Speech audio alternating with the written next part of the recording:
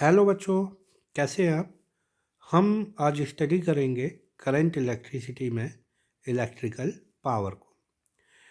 वैसे तो electrical power associated है एनर्जी ट्रांसफ़र से। अब आप पूछेंगे एनर्जी ट्रांसफ़र कैसे होता है?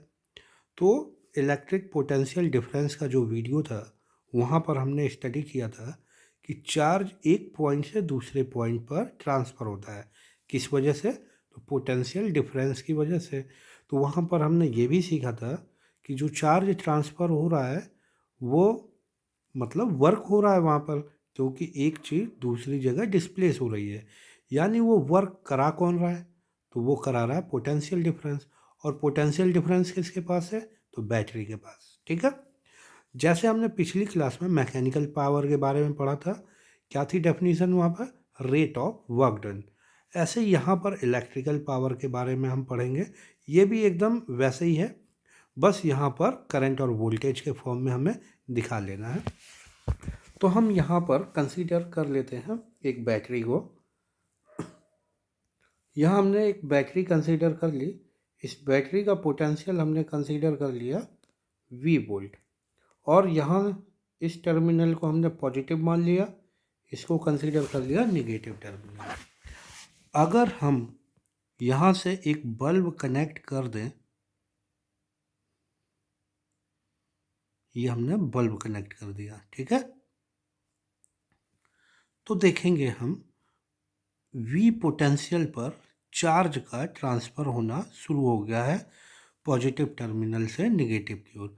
तो हम देखेंगे कितना चार्ज ट्रांसफ़र हो रहा, तो हमने बोल दिया कि चार्ज का ट्रांसफ़र कितना हुआ, डेल्टा क्यू।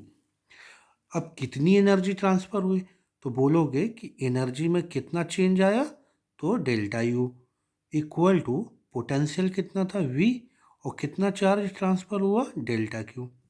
अब हम पावर की बात करें तो पावर इक्वल टू होता है, जैसे मैंने बोला पावर किससे एसोसिएटेड है, एनर्जी ट्रांसफ़र से।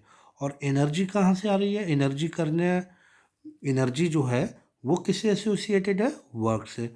तो जैसे हमने पिछली क्लास में पढ़ा था rate of work done power को, तो सेम चीज़ यहाँ पर पढ़ेंगे कि rate of change of energy. Rate मतलब फिजिक्स में क्या होता है, टाइम के रेट से, मतलब पर सेकेंड में क्या हुआ, ठीक है। तो डेल्टा यू मतलब एनर्जी का चेंज है। और एनर्जी और वर्क आपस में एसोसिएटेड है, पिछले क्लास में हमने पढ़ रखा था वर्क एनर्जी चैप्टर में।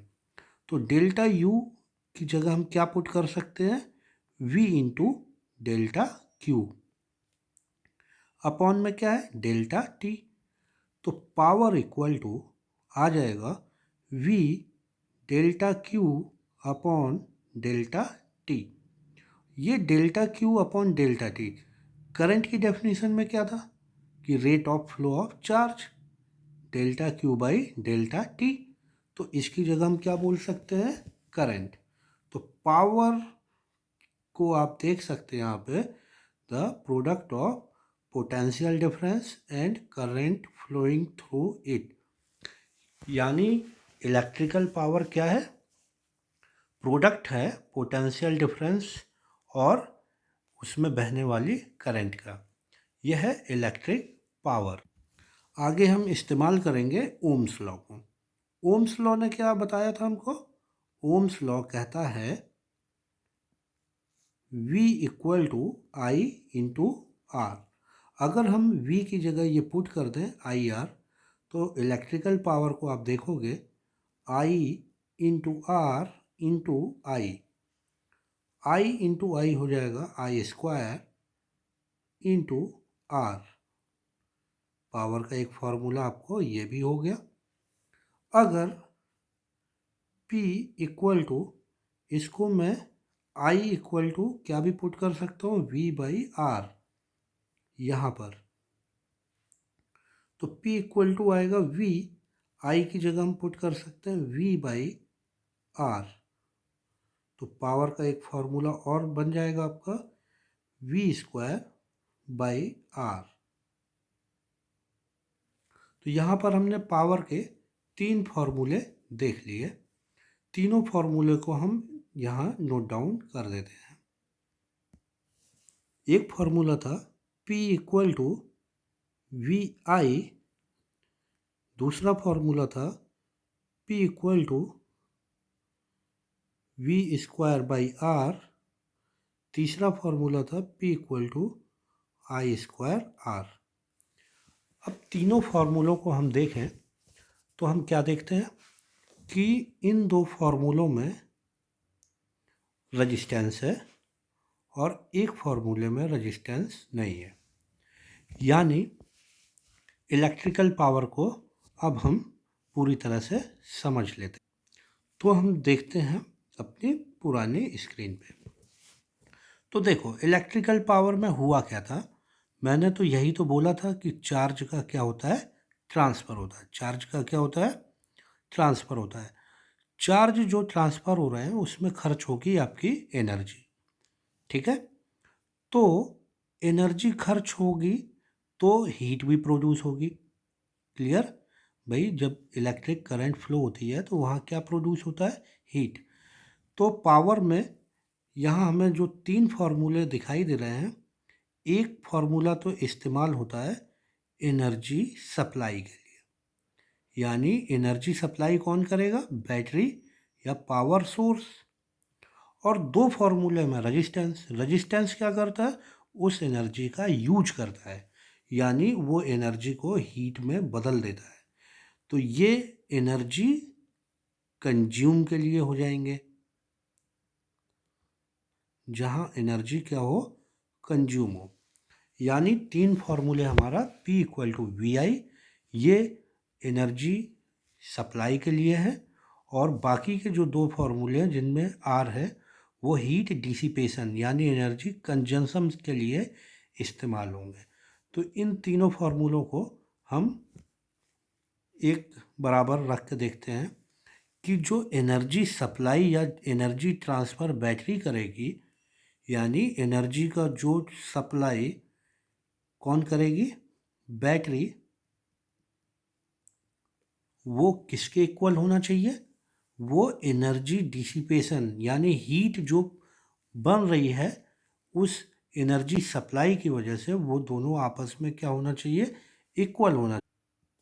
तो यहाँ पर हम देख पा रहे हैं कि the rate of work done by the battery, यानी बैटरी का जो वर्क डन का रेट है, या rate of production of electrical energy, यानी जो उसका एनर्जी प्रोडक्शन का रेट है वो किसके बराबर होना चाहिए, the rate at which heat is dissipated, यानी जो भी हीट वहाँ से प्रोड्यूस हो रही है या निकल रही है। मतलब जो प्रोडक्शन का रेट है वो किसके बराबर होना चाहिए, डिसिपेशन के रेट के इक्वल होना चाहिए। या हम मोटा मोटा बोल लें कि जो भी एनर्जी सप्लाई है वो किसके बराबर होनी चाहिए, खर्च के इक्वल होनी चाहिए। क्लियर है, उम्मीद करता हूँ समझ गए होंगे। आइए अब इसका हम यूनिट बना लेते हैं। तो पावर का यूनिट हम देखें तो P इक्वल टू आया V इंटू आई। वोल्टेज का आपने यूनिट देखा होगा, वोल्ट का फॉर्मूला अगर पोटेंशियल डिफरेंस का देखेंगे, V इक्वल टू था आपको W by Q. Unit charge को वन पॉइंट से अनदर पॉइंट पर ले जाने में किया गया वर्क डन। तो यहाँ वर्क का आएगा यूनिट जूल पर कूलम, और करंट का क्या था, rate of flow of charge, यानी चार्ज का यूनिट हो गया कूलम पर सेकेंड। रेट है तो आ गया सेकेंड, कूलम से कूलम कैंसिल हो गए तो यूनिट आ गया आपका जूल पर सेकेंड, यानी पर सेकेंड कितनी एनर्जी खर्च हो रही है। ठीक है, इसी को हम क्या बोलते हैं, वॉट। क्या बोलेंगे हम, वॉट। यानी पावर की यूनिट हो गई वॉट। एक यूनिट और हो सकती है, जैसे वी की यूनिट हमने क्या बोली, वोल्ट और एम्पियर। तो यानी पावर की यहाँ पर हमको दो यूनिट दिखाई दे रही हैं। एक यूनिट है वोल्ट एम्पियर, इसी को हम बोलते हैं VA, और दूसरी यूनिट है हमारे पास वॉट। जिस तरह पावर के हमारे पास 3 फार्मूले थे, एक फार्मूला था सप्लाई के लिए और दूसरा था कंजम्पशन के लिए, वैसे ही यूनिट में भी हम अंतर करेंगे। जहाँ पर सप्लाई की बात की जाएगी वहाँ हम वोल्ट एम्पियर का इस्तेमाल करेंगे, जहाँ कंजम्पशन की बात की जाएगी वहाँ हम बात करेंगे वॉट की। जैसे आपने घरों में इन्वर्टर या स्टेबलाइजर की पावर के बारे में सुना होगा, तो जैसे घर का स्टेबलाइजर 5 kVA का हो सकता है, 3 kVA का। kVA मतलब है किलो वोल्ट एम्पियर। अब स्टेबलाइजर या इन्वर्टर एनर्जी तो कंज्यूम करते नहीं, वो क्या करते हैं, सप्लाई। इसलिए उनकी यूनिट में हम वोल्ट एम्पियर का इस्तेमाल करते हैं। और घरों में जैसे बल्ब हो गया, वॉशिंग मशीन, टीवी, फ्रिज, ये एनर्जी कंज्यूम करते हैं, इसलिए इनकी यूनिट में वॉट लगा होता है। यानी 10 वाट, 100 वाट का बल्ब, LED 7 वाट, 9 वाट, टीवी 110 वाट, रेफ्रिजरेटर हो गया, AC हो गया, ये सब क्या करते हैं, एनर्जी कंज्यूम करते हैं, इसलिए इनकी यूनिट होती है वॉट में। और जो सप्लाई करते हैं जैसे स्टेबलाइजर, इन्वर्टर, इनकी यूनिट दी जाएगी वोल्ट एम्पियर में। यानी हम यूनिट सुन के ही अंतर कर सकते हैं कि ये सप्लाई की बात की जा रही है एनर्जी की या कंजम्पशन की बात की जा रही है। ठीक है बच्चों, उम्मीद करते हैं आप समझ गए होंगे। अगर कोई डाउट है तो कमेंट सेक्शन में आप ज़रूर से पूछ सकते हैं। नेक्स्ट हेडिंग है हमारे पास जूल्स लॉ ऑफ हीटिंग। तो यहाँ हम देखें जूल्स लॉ ऑफ हीटिंग में ये होता क्या है। तो हम कंसीडर कर लेते हैं एक रजिस्टेंस को, और अगर हमने इसके अक्रॉस पोटेंशियल डिफरेंस V लगा दिया और करंट फ्लो हो रही है I, तो हम क्या देखेंगे कि अभी जैसे हमने बात की, जब भी सर्किट में करंट फ्लो होती है तो यहाँ पर हीट का क्या होता है, डिसिपेशन होता है। यानी इस रेजिस्टेंस का टेम्परेचर क्या होगा, बढ़ेगा। और टेम्परेचर बढ़ेगा तो इसका मतलब है हीट एनर्जी क्या हो रही है, डिसिपेट हो रही है, निकल रही है। तो हमको ये देखना है कि आखिर कितनी एनर्जी डिसिपेट हो गई, कितनी निकल गई। जैसे इलेक्ट्रिकल पावर में तो हमने सप्लाई की बात कर ली, VI की, और अब यहाँ हम बात करेंगे कि एनर्जी कितना डिसिपेशन हो रहा है। तो हम देखें क्या, तो हम मान लेते हैं कि अगर किसी रजिस्टर में पोटेंशियल V पर I करंट T समय तक फ्लो होती है, तो कितना बैटरी ने या सोर्स ने कितना वर्क डन कर दिया। तो वर्क डन इक्वल टू हो जाएगा हमारा पोटेंशियल डिफरेंस इनटू कितना करंट फ्लो हो रहा था, इनटू और वो करंट कितने टाइम तक फ्लो हुआ। ठीक है, तो वर्क डन हो गया W, पोटेंशियल डिफरेंस था V, करंट था हमारा I, और टाइम था T। तो वर्क डन हो गया V into I into T. और हम जानते हैं ओम्स लॉ से V इक्वल टू कितना, I इंटू आर। तो वर्क डन हो जाएगा W इक्वल टू V की जगह हमने क्या पुट कर दिया, I into R into I into T. I into I हो जाएगा I square R into T. और जूल्स लॉ ऑफ हीटिंग में इस W की जगह हम क्या लिखते हैं, इसको डिनोट करते हैं H से।